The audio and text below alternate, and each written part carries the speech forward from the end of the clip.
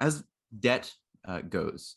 I think because the New Testament does use the language of debt, and the argument that I made in the debate is that what debt fundamentally refers to is the separation that we have with respect to God.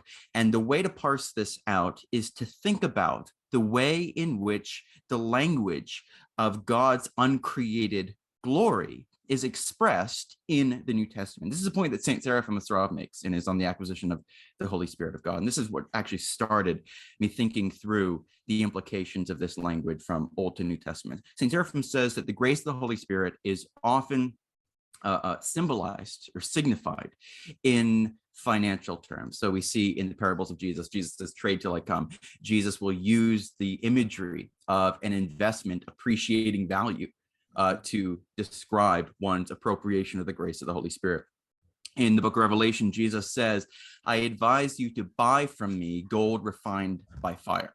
In the temple, you have a series of metals which increase in value as you proceed inwards to the most holy place, because in the most holy place, that is where God's uncreated life directly dwells, and that is signified by the most valuable metal.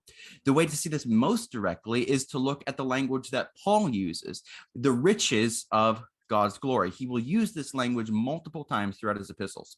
So the riches of divine glory is the way in which the imagery of God's uncreated life is signified in financial terms. And what a debt is, when you get down to brass tacks, when you look at the inner nature of the concept, what is a debt? A debt is a gap between what one owes, what one ought to be, financially speaking, and what one actually is able to pay. So one has a disposition or a relation to God.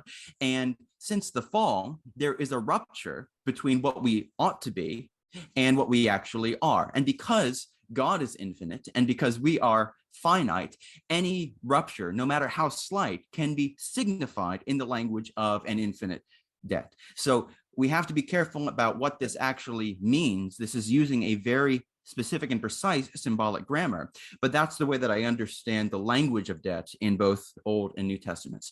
So how is it that we can be restored to right standing with God in the New Testament? Well, Christ is the eternal Son. And so he, by his very nature, is eternally radiant with divine glory.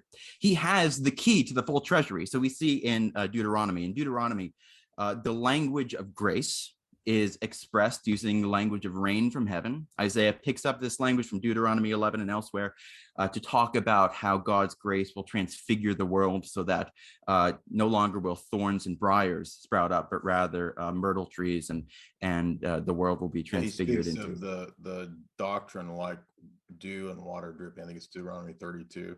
Yeah, yeah. Brings forth life. Yeah, exactly. Yeah. The language of rain from heaven refers to God's enlivening grace. But in Deuteronomy, this is called a treasury. So God opens his good treasury and sends forth his grace on the earth, which recreates it, which enables Israel to bring forth a great harvest, which is then captured in the language of wealth. So you're saying that's the treasury of merits that we tap into. I'm joking. The treasury of merits at the same. I'm just joking.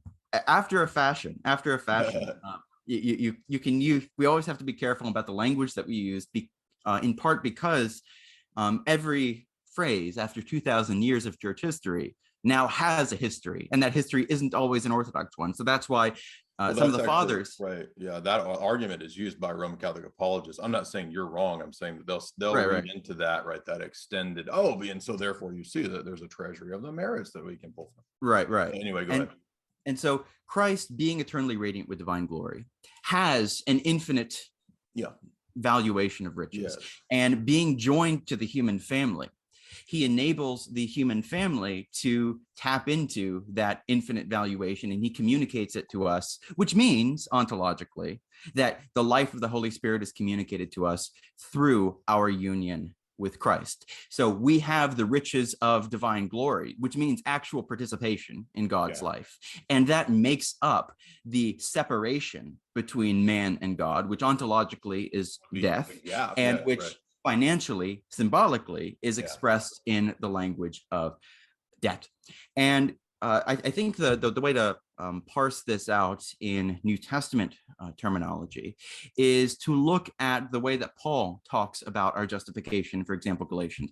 It is no longer I who live, but Christ who lives in me. In the life I now live in the flesh, I live by the faithfulness of the Son of God who loved me and gave himself for me. Then Galatians 5:6, Paul says, it is neither circumcision or uncircumcision, which means anything, but rather faith working or energizing, energe is the word used, energizing through love. And so faith working through love is significant for our justification, because that is the life of Christ, which is dwelling in us, which is communicated to us through the Holy Spirit.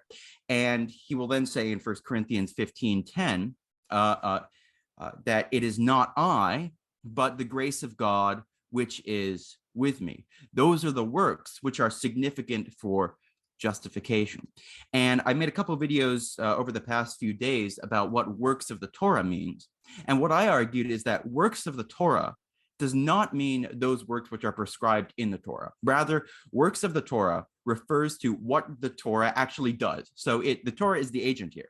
So what does the Torah do in relation to a person who is in the flesh? Well, Paul says in Romans 7 and elsewhere that what the Torah does is it stirs up the flesh and thus brings forth fruit for death.